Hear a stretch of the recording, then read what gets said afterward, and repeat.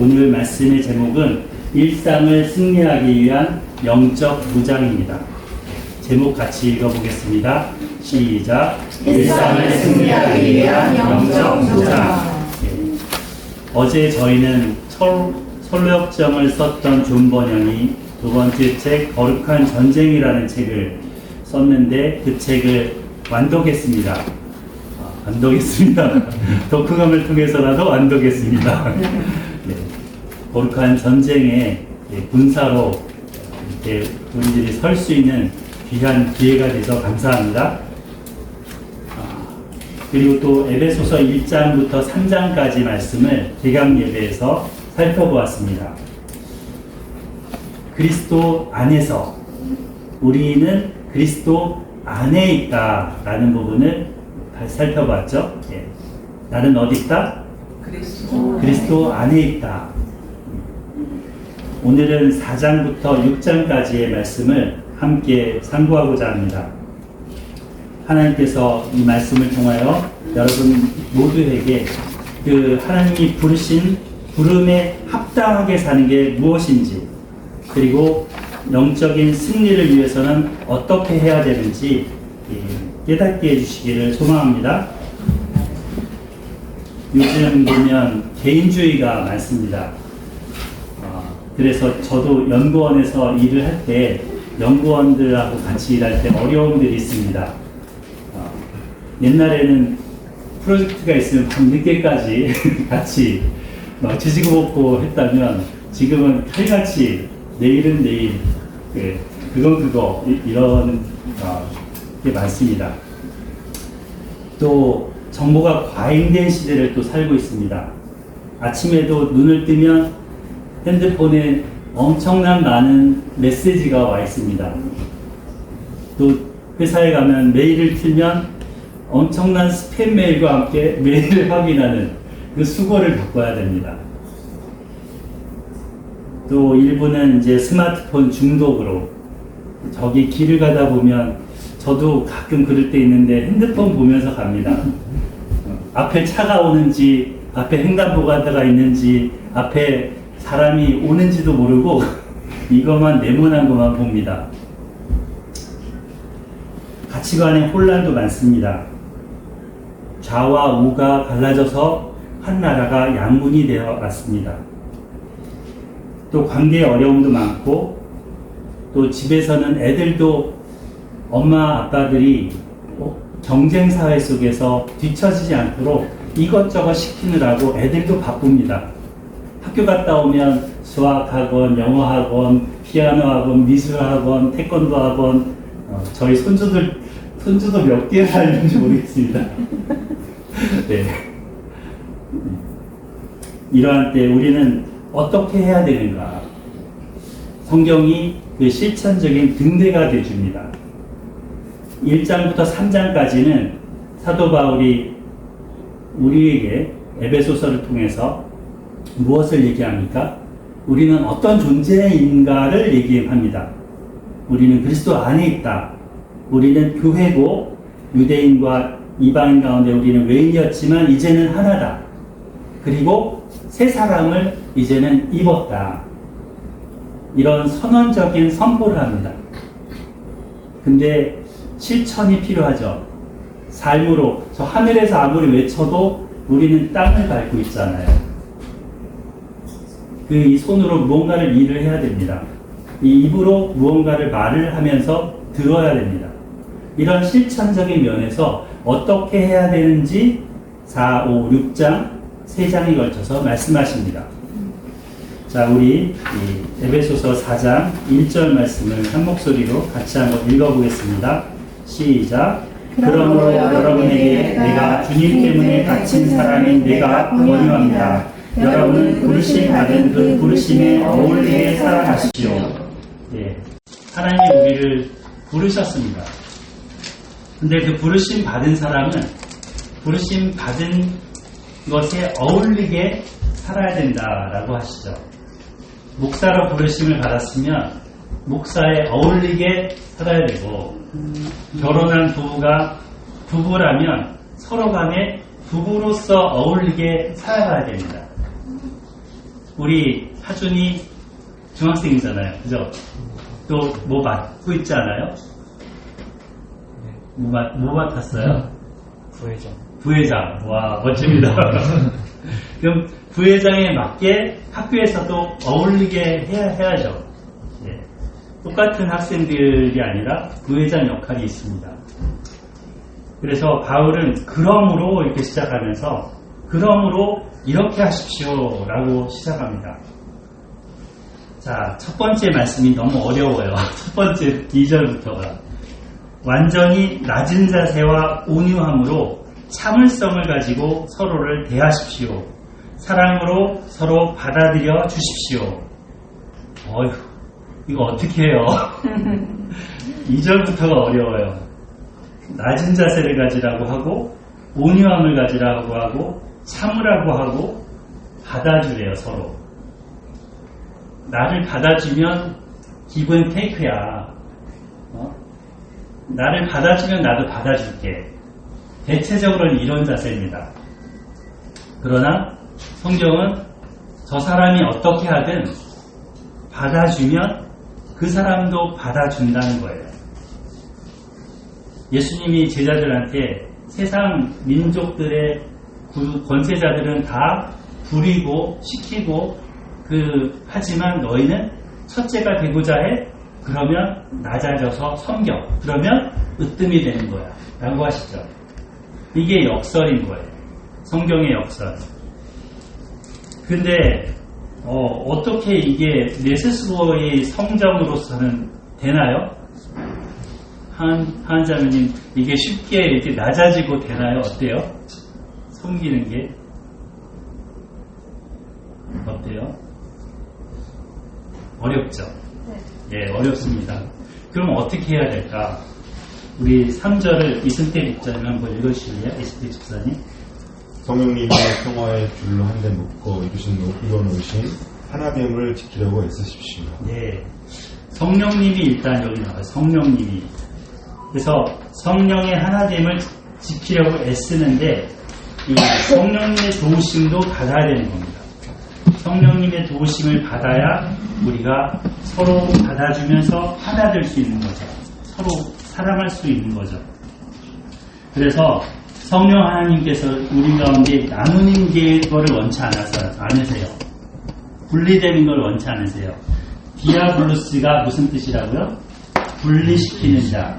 네. 나누게 하는 자예요. 그래서 하나님과 우리 사이를 나누게 하고 우리와 우리 사이를 나누게 하고 찢어지게 만드는 디아블로스가 있지만 성령님은 하나 되게 하십니다.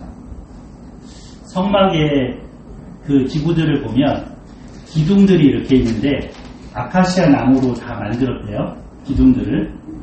언약궤도 아카시아 나무로 만들고 그 재료들이 시띠나무라고 하는데 나무로 만들었어요. 이런 나무. 네.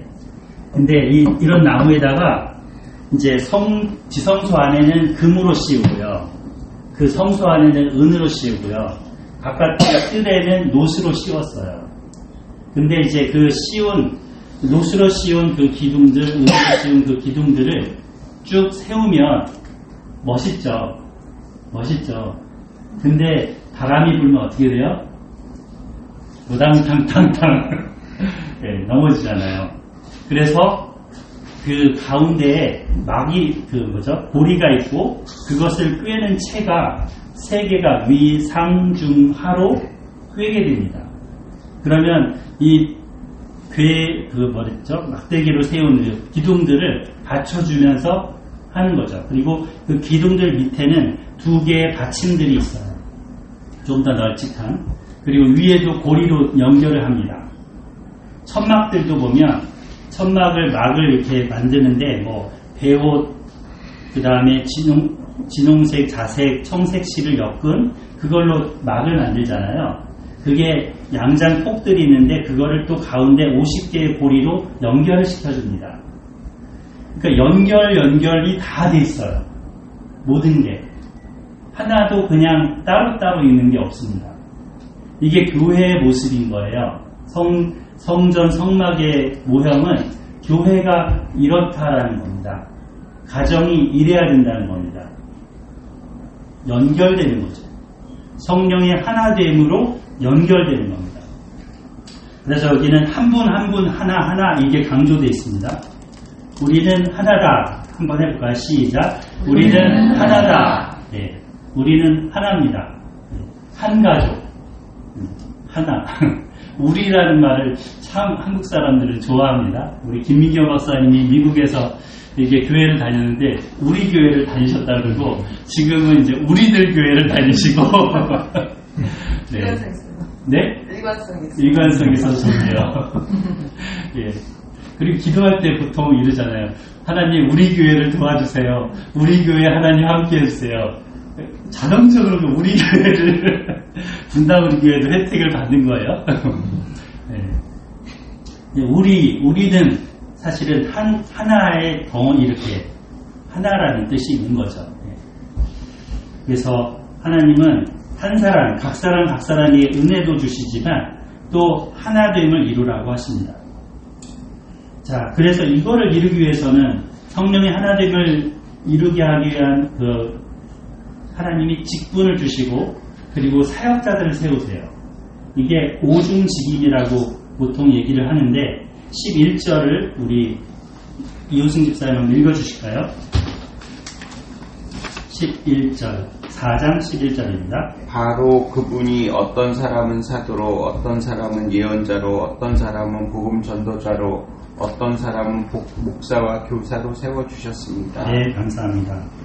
어떤 사람은 사도 바울, 사도 베드로, 사도 야고보, 사도 요한, 사도가 들어가고 어떤 사람은 그 선지자, 예언자라고도 하는데 선지자 뭐죠?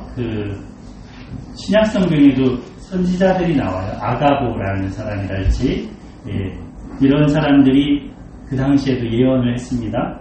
그리고 복음 전도자, 복음을 전파하는 자. 그리고 어떤 사람은 목사라고 번역을 했지만 목자예요. 원문에는 포이멘 해갖고 셰퍼드입니다. 셰퍼드. 그리고 교사는 티처, 가르치는 자죠. 그래서 돌보는 자와 가르치는 자를 세우셨습니다. 오늘날은 하나님께서 이 사도와 예언자들의 시대는 성경이 완성되고 나서는 성경을 완성하고 나서는 그 이후에는 복음 전도자, 목사, 교사의 직임으로 교회를 이끌어 오십니다. 우리는 성경이 곧 사도와 선지자들의 글이기 때문에 그것에 기초를 하고 있어야 됩니다. 왜냐하면 또다시 사도와 선지자가 있다? 그러면 그 사람들 말을 들어야 되거든요. 그 사람들 말이 성경이거든요. 그래서 신사도가 왜 잘못됐느냐? 이거는 그분들이 성경이 아니기 때문에. 여하튼 하나님은 이렇게 세우신 목적이 뭡니까? 12절에 나오죠. 성도들을 잘 준비시켜서 섬기는 일을 하게 하시고 그리스도의 몸을 세우도록 하려는 것입니다. 교회 내에는 약간 미성숙한 사람도 있고 성숙한 사람도 있습니다. 미성숙한 사람을 성숙한 사람으로 만들기 위해서 가정에 부모가 있는 것처럼 또 학교에 선생님이 있는 것처럼 교회 내에는 교사와 목사가 있는 거죠. 그래서 이들은 그 사람들을 완전하게 자라나게 해서 예수 그리스도의 가득함까지 이르도록 도와주는 역할을 하는 겁니다. 저에게 그런 역할이 주어진 거죠. 그리고 우리는 자라야 됩니다. 어디까지 자라야 될까요? 우리 15절을 하준 형제님 읽어주실까요? 15절 4장 15절입니다. 우리는 사랑 안에서 진리를 말하면서 모든 면에서 그분한 데까지 자라가야 합니다. 그분은 머리 곧 그리스도이십니다. 예, 감사합니다. 누구에게까지 자라야 된대요? 그리스도에게까지 자라야 된대요. 와, 너무 수준 높은 거 아니에요? 너무 도달 목표가 너무 큰 거 아니에요? 예수 그리스도에게까지 예수 그리스도의 그 사랑과 지혜와 그 성품 온유함과 겸손함까지 자라가야 한다고 합니다. 예. 이것을 위해서 함께 협력하라는 거죠. 예. 그래서 서로 우리는 연결되어 있고요. 우리가 어제 서로 팀을 나눠서 서로 게임도 하고 또 서로 교제도 하고 나눔을 가지면서 하나 되는 시간을 가졌는데, 교회 내에는 사실 신앙생활 하다 보면 저 사람은 안 봤으면 좋겠다, 저 사람은 안 나왔으면 좋겠다 뭐 이런 사람도 생기고요. 예, 내가 그런 존재가 되기도 하고요. 근데 하나님이 디아블로스를 그대로 놔두신 것처럼 하나님은 한 사람 한 사람을 각자의 재능과 각자의 은사대로 교회 내에 필요해서 보내셨습니다. 그리고 서로 간에 역할을 하게 한 거죠. 그래서 16절에 보면 서로 관절마다 서로 알맞은 역할을 함에 따라 몸이 자라나는 것처럼 우리가 몸으로 세워진다는 얘기를 합니다. 그래서 이전에는 우리가 이방인들의 예습관대로 살았다면 이제 교회잖아요. 가르칠 교회자의 모일 회자, 모여서 배우고 자라나서 성장하는 그런 부르심 안에 합당하게 거기에 알맞게 살아가는 겁니다. 근데 우리가 이 살아가는 방식은 멀리 있는 게 아니에요. 멀리 있는 게 아니에요. 몇 가지 있습니다. 요약하면 세 가지. 첫 번째, 언어 생활입니다. 따라해 보실까요? 언어 생활. 네, 언어 생활입니다. 말을 어떻게 하는가, 어떤 말을 하는가, 또 말을 하는 것뿐만 아니라 듣는 것도 말을 하는 거죠. 네. 이런 자세. 두 번째, 가정생활입니다. 따라해 볼까요? 가정생활. 네. 가정생활에서, 가정에서 부모가 자녀에게 어떻게 대하는지, 자녀가 부모를 어떻게 대하는지, 또 그 위에 부모님을 어떻게 대하는지, 이것이 두 번째입니다. 세 번째는 사회생활입니다. 따라해 보실까요? 사회생활. 네. 이 세 가지가 결국은 우리가 새 사람을 입어서 새로운 모습으로 사는 모습으로 나타나는 겁니다. 이전의 생활 양식, 삶의 방식을 버리고 말에 있어서 이전에는 험담하고 더러운 말을 하고 쌍욕을 하고 운전하다가 누가 끼어들면 엑세스 이런다든지 그렇게 했다면 험한 말을 했다면 이제는 말이 바뀌는 거죠. 언어가 바뀌는 거죠. 저희 장모님이 90세가 넘으셨는데 예수님을 믿더니 말이 바뀌었어요. 그저 한나사분이. 이전에는 친척들 누구누구 막 욕하고 험담하고 그게 레파토리였다면 예수님 믿더니 그 말이 감사하다는 말, 고맙다는 말, 이런 말이 쉽게 나오시는 거죠. 하나님의 영을 받더니. 그래서 5장을 한번 보시면 5장 4절 외설적인 말과 바보 같은 말이나 함부로 하는 우스갯소리 이런 것들은 마땅하지 않습니다. 오히려 감사의 말을 하십시오. 그래서 4장 후반부부터 이 5장 앞부분까지 이 말에 대한 부분을 강조하고 있어요.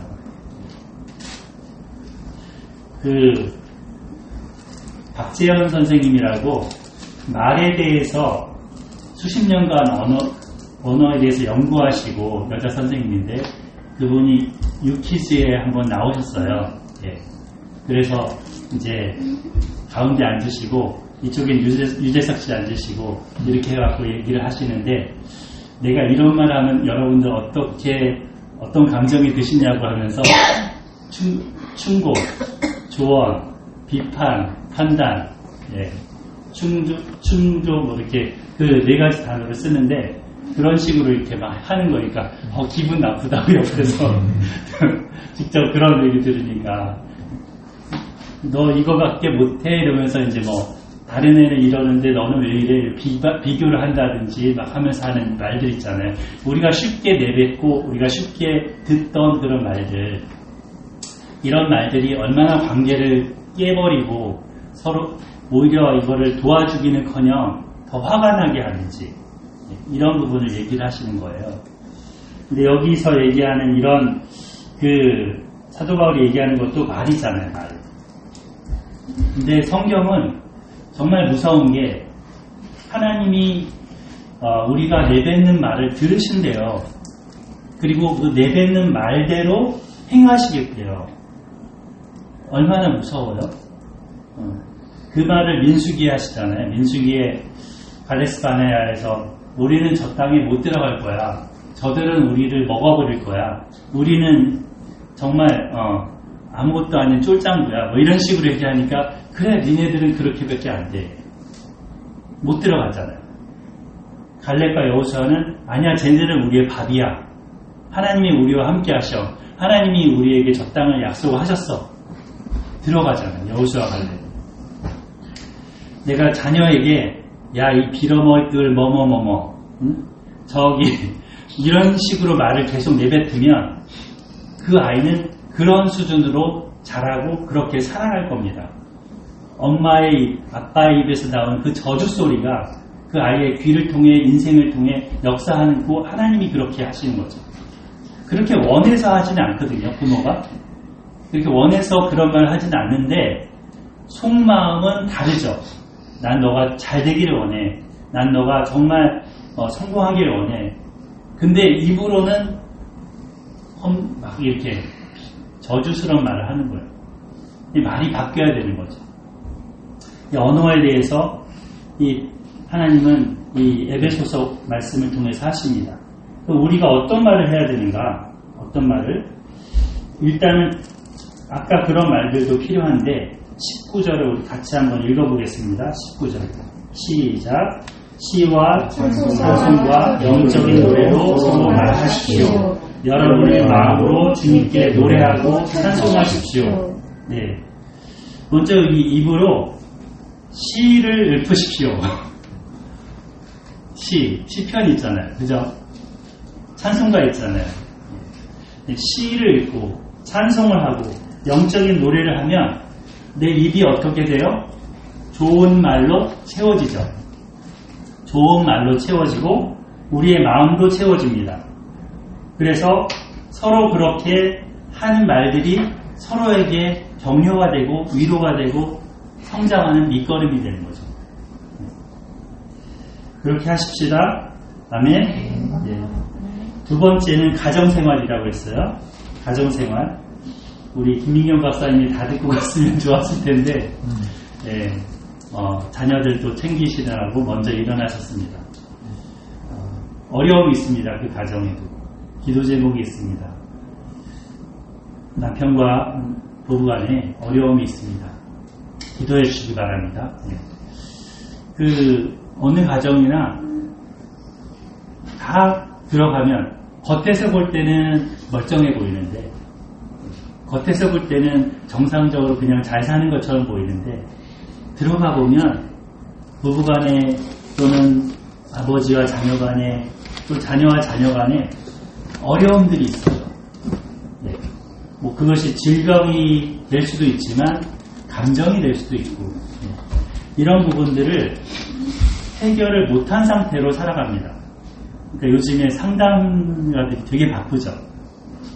그래서 상담 한 번 받으려면 몇십만 원씩만 내고 심지어는 초등학생들도 상담받고 약물 복용해야 될 정도로 굉장히 고통스럽게 보낸다고들 해요. 우리나라 자살률 1위가 그냥 오는 게 아닙니다. 자, 그럼 어떻게 해야 되는가? 우리 21절 같이 한번 읽어보겠습니다. 시작. 그리스도를 두려워함으로 서로 자기를 상대방의 아래에 두십시오. 네, 상대방을 아래에 두는 게 아니고 누구를 아래에 두라고요? 자기를 아래에 두래. 우리 영어에 보면 영어로 이해하다가 뭐예요? 하준영제님? understand. 그 풀면 어떻게 돼요? 아래에 선다. 이거죠. 여기 성경 구절이랑 똑같아요. 아래에 있는 겁니다. 당신 말을 이해합니다. 이거는 내가 아래에서 당신 말을 듣습니다. 이거죠. 이해했습니다. 제가 아래에서 들었습니다. 그리스도께서 그리스도를 두려워함으로, 그러니까 마치 예수 그리스도를 대함같이 상대방을 대하라는 거죠. 22절 아내들은 주님께 하듯이 자기 남편들을 그렇게 하십시오. 주님을 종으로 여기진 않잖아요. 예. 남편을 종처럼 부리지 말라는 거예요. 주님께 하듯 하라는 거예요. 아브라함이 사라랑 10살 차이가 나잖아요. 그죠? 근데 사라가 아브라함을 내 주여 이렇게 불러요. 내 주여. 여보 물론 이렇게 할 수도 있지만 그런 남편이 하자고 하면 오케이 뭐 이런 식으로 따랐던 거죠. 그게 부당하건 부당하지 않건 모르겠어요. 여러분 생각이 다를 수도 있어요. 그 부분은. 근데 사라는 남편이 여보 어디 가면 나를 오빠라고 불러. 남편이라고 하지 말고 그냥 따라하는 거예요. 물론 어려움을 겪죠. 그 중에. 그러지만 하나님이 또 도우십니다. 근데 여기서 보면 아내들은 주님께 하듯 자기 남편들에게 그렇게 하래요. 왜냐하면 남편이 아내의 머리랍니다. 순서를 그렇게 하나님이 정해 놓으셨어요. 가장. 그리고 그러면 남편들은 좋겠죠. 기분 좋겠죠. 양주희 집사님 기분 좋겠죠. 그냥 설아 집사님 주님 이러면서 근데 더 큰 걸 남편들한테 요구하십니다. 네. 아내를 사랑하십시오. 그리스도께서도 교회를 사랑하셔서 교회를 위해 스스로를 내주셨듯이요. 자기를 내주래요. 목숨까지. 이것이 그리스도인의 가정생활입니다. 서로 위해주고 언더스탠드 아래에 서주고 또 예수님이 교회를 사랑해서 그 영혼의 도성을 그 배반한 영혼의 도성을 다시금 되찾기 위해서 애쓰셨던 것처럼 애쓰고 싸우고 기다리고 인내했던 것처럼 그렇게 해준다면 세상에 둘도 없는 부부가 될 겁니다. 이거를 보고 자란 자녀들은 비뚤어질 이유가 없습니다. 그래서 이 부분을 강조하고 계시고요. 그 다음 6장으로 넘어가면 자녀들에게도 부탁하죠. 우리 자녀들, 하준영재님, 우리 저기 은서, 또 서인이 다 있는데 우리 1절, 2절, 3절 같이 읽어봐요. 시작. 자녀 여러분, 부모님께 주님 안에서 순종하십시오. 이것이 올바른 일이니까요. 너희 아버지와 어머니를 받들어 놓으셔라. 이것은 약속을 포함하고 있는 첫 번째 계명입니다. 그 약속은 네가 잘되고 땅에 오래 살 것이다 한 것입니다. 아까 10계명도 낭독했지만 네 부모를 공경하라에는 약속이 붙어 있어요. 다른 계명에는 약속이 없어요. 살인하지 말라 뒤에 없잖아요. 그 계명만은 약속이 있어요. 왜냐하면 이 부분을 자녀들이 늘 소홀히 할 수 있기 때문에 부모를 받들어 모시는 부분을 이거는 보통 내리사랑이라고 하지 올리사랑이라고는 잘 얘기 안 하죠. 사랑을 내 자연히 나의 자녀들에게는 마음이 가요. 근데 부모님에게는 의지적으로 하지 않으면 이게 안 되는 거예요. 근데 나는 내 자녀들이 잘 되기 바라잖아요. 땅에서 잘 되고 복 받기를 원한다면 위로 부모님을 그렇게 하라는 겁니다. 순종하라는 겁니다. 받들어 보시라는 거죠. 그러면 부모님은요? 부모님은 자녀들을 그냥 함부로 해도 돼요? 그냥 자녀방이라고 문 확 열고 들어가서 막 그러고 사생활도 막 그냥 너는 내 자녀니까 내 마음대로 내 시키는 대로 해 이래 되는 거예요? 아니라는 거죠. 4절을 우리 부모님들은 이라고 생각하시는 분들은 같이 읽어보겠습니다. 시작. 아버지 여러분, 여러분의 자녀를 화나게 하지 마십시오. 오히려 그들을 주님의 방식으로 훈계도 하고 타일기도 하면서 잘 키우십시오. 네. 화나게 하지 말래요. 우리 자녀들이 많이 속이 확 빠져 있는 자녀들이 많아요. 집에서 합당하지 못한 식으로 대우를 받아서 그 자녀들이 주님의 방식으로 대우를 받았다면 화나지 않을 겁니다. 그래서 훈계도 하고 타이르기도 하라는 말은 훈계만 하지 말라는 거고 타이르기만 하지 말라는 거예요. 이 어머니의 손과 아버지의 손으로 두 개 필요한 거죠, 다. 그리고 직장 생활이 나옵니다. 사회생활. 사회생활은 종들과 주민에게 권유하는 거죠. 종들은 사람들 볼 때만 일하는 척 하지 말고 주님을 대하듯이 그렇게 하라고 하시고 계십니다. 주인들한테는 위협하지 말고 종들을 너희들도 종이다, 하늘 아버지의 종이다라는 인식을 갖고 사람들을 대하라고 권면하고 있습니다. 자, 마무리하겠습니다. 마지막으로 6장 10절부터 20절까지인데 여기 그림을 보면서 설명하겠습니다. 여기 보면 이 영적 무장인데요. 하나님의 전신갑주. 바울이 얘기했던 거는 당시의 로마 군병의 모습이에요. 로마 군병의 모습은 머리에는 저렇게 쇠로 된, 노스로 된, 철로 된 이거를 쓰고 있죠. 그리고 가슴에는 이렇게 또 흉배라고 하는데 다 하고 있고 발에도 신고 있습니다. 그죠? 머리, 가슴, 발 다 무장을 하는 거예요. 어떤 무기로 화살이나 창으로 치더라도 방어할 수 있고 덜 다칠 수 있도록 어떤 거로 쏘더라도 막을 수 있도록 투구와 갑옷과 신발을 신고 있는 거죠. 저 신발로 또 전장터에서 달리기도 하고 그리고 양손에는 또 쥐고 있는 게 있죠. 한 손에는 방패, 한 손에는 검입니다. 이 방패로 맞고 칼로 치면서 전쟁을 하잖아요. 그래서 로마인의 방패가 이렇다고 합니다. 이 방패는 이 군병들이 같이 이거를 딱 막으면 어떤 화살을 쏴도 그 막은 사람들을 해치지를 못할 정도로 다 튀어나갑니다. 화살들이. 그죠? 혹시 300이라는 영화 보셨는지 모르겠는데 300명의 사람들이 이 방패를 막으면서 이렇게 전진하고 갑자기 이렇게 치르면서 절벽으로 떨어뜨리는 그런 장면들이 나와요. 다음 보시면 이 당시에 이렇게 싸웠다는 거죠. 방패, 군대 전체가 완벽하게 서로를 방어해주면서 자기만 막는 게 아니고 옆에 친구도 막아주면서 같이 싸웁니다. 그리고 이 방패는 전장에서 죽으면 이 방패에 실려서 로마군이 왔다고 해요. 마치 이렇게 우리 들것이의 역할을 방패가 해줬던 것이죠. 이러면서 이 하나님 로마군이 가졌던 이 전신갑주처럼 우리들도 가져야 되는데 이거를 묘사를 하고 있는 거죠. 각각의 비유로서. 그래서 그 부분을 잠깐 보면 우리 6장이죠. 6장 14절 완전한 무장인데 허리를 어떻게 하래요?